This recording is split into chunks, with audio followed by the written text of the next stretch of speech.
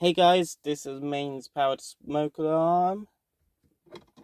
There's a slot on it to remove the alarm off its base.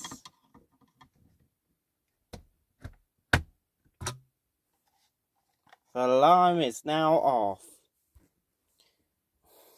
Replacing the battery.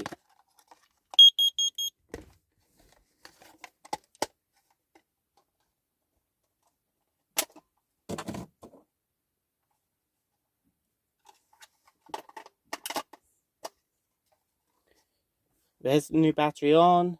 It's now time to put the alarm back on its base.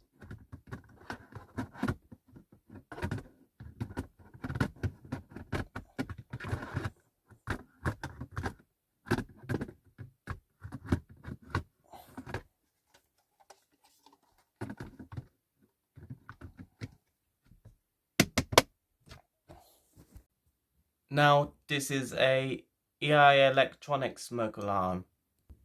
There's a slot right here, and we're going to test it in 3, 2, 1.